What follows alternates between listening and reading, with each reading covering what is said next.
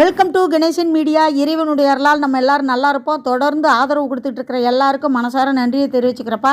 மறக்காமல் லைக் பண்ணுங்கள், ஷேர் பண்ணுங்கள், சப்ஸ்கிரைப் பண்ணுங்கள், உங்களுடைய கருத்தை பதிவு பண்ணுங்கள். இன்றைக்கி என்ன வீடியோ வாங்க பார்ப்போம். காலையில் எழுந்திரிச்சு இன்றைக்கி விநாயகர் சதுர்த்தி அப்படிங்கிறதுனால முதல்ல வீட்டில் எப்பயும் போல் விளக்கேற்றி சாமி கும்பிட்டுட்டு விநாயகருக்கு அபிஷேகம்லாம் ஒரு 5 அபிஷேகம் பண்ணினேன். அதையெல்லாம் வீடியோ எடுக்க முடியல எனக்கு. அதுக்கப்புறம் எங்கள் தெருவில், அதாவது ஆலப்பாக்கம் பெருமாள் கோவில் தெருவில் விநாயகர் வச்சுருந்தாங்க. பசங்க கூப்பிட்ருந்தாங்க. இளைஞர்கள் எவ்வளோ அருமையாக வேலை பார்க்குறாங்க பாருங்கள். அந்த விநாயகரை போய் நல்லபடியாக கும்பிட்டுட்டு எல்லாரையும் காப்பாற்றுப்பான்னு கும்பிட்டுட்டு, அதுக்கப்புறம் நம்ம நடராஜ பெருமாள் கோயிலில் இருக்கிற விநாயகர், நானும் என்னுடைய அடியார்களுக்கு பக்தர்களுக்கெல்லாம் நல்லா அருள் செஞ்சுட்டு வரேன் அப்படின்னு அப்படியே ஊர்வலமாக சுற்றிட்டு நம்ம வீட்டு முன்னாடி வந்துட்டார். நாங்கள் எல்லோரும் இங்கே காத்துக்கிட்டு இருக்கோம். அப்பாவுக்கு அர்ச்சனை பண்ணணும், மரியாதை செலுத்தணும், கௌரவப்படுத்தணும், நம்மளை காக்கிற கடவுள் அப்படின்னு. பக்கத்து வீட்டில் இருக்கிறவங்க பூஜையை முடித்த உடனே மல்லிகைப்பூ எடுத்து ஐயாவுடைய கழுத்தில் போட்டார். இங்கே பாருங்களேன், இவங்க பூஜை முடித்த உடனே அந்த பூவை எடுத்து துணைவியார் கழுத்தில் போட்டார். எல்லாருமே உண்மையிலே சந்தோஷப்பட்டாங்க. அப்படித்தான் அந்யுன்யமாக இருக்கணும், யாம்பற்ற இன்பம் வையகம் பெருகட்டும் அப்படின்னு சொன்னோன்னா எனக்கு கிடைச்ச மரியாதை என் மனைவிக்கு கிடைக்கணும் அப்படின்னு அவர் போட்ட அந்த செயல் எல்லாருக்கும் ரொம்ப பிடிச்சிருந்துச்சி. நானும் அவங்களுக்கு ஆசீர்வாதம் பண்ணேன். இப்போ பாருங்கள், நான் நின்றுக்கிட்டு இருக்கேன்.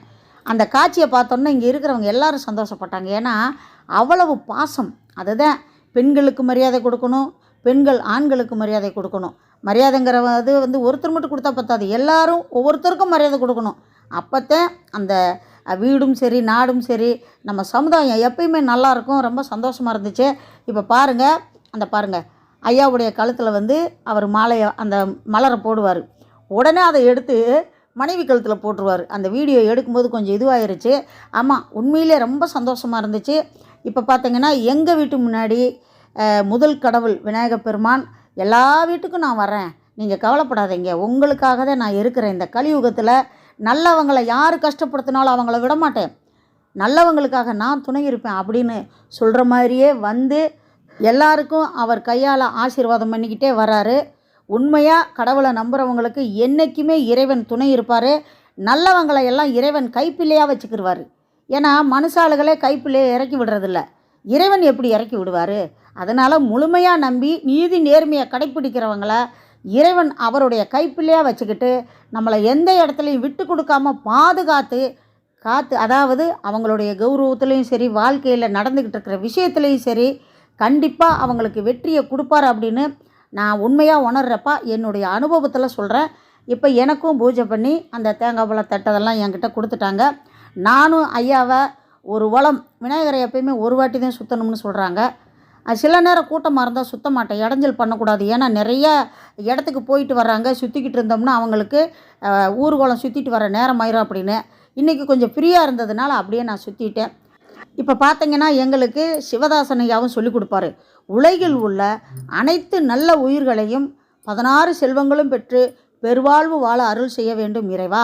அந்த நல்ல உயிர்கள் கூட்டத்தோடு நாங்களும், எங்கள் பிள்ளைகளும், எங்கள் தலைமுறைகளும் 16 செல்வங்களும் பெற்று பெருவாழ்வு வாழ அருள் செய்ய வேண்டும் அப்படின்னு சொல்லுவார். அது உண்மையிலேயே அருமையாக இருக்கும். ஏன்னா எல்லோரும் நல்லா இருக்கணும் அப்படிங்கிறதுல எல்லாத்தையும் ஒன்று சேர்த்து, அதாவது ஒற்றுமையாக இருக்கணும் அப்படின்னு. இப்போ பாருங்கள், இந்த இளைஞர்கள்லாம் இந்த தெய்வ தொண்டு எப்படி செய்கிறாங்க அப்படின்னு. நம்ம ஆலப்பாக்கம் அப்படின்னு சொன்னாவே முருகனுக்கும் வள்ளி தெய்வானை, வள்ளி பாலீஸ்வரர் அப்படின்னு கோயில் இருக்குது.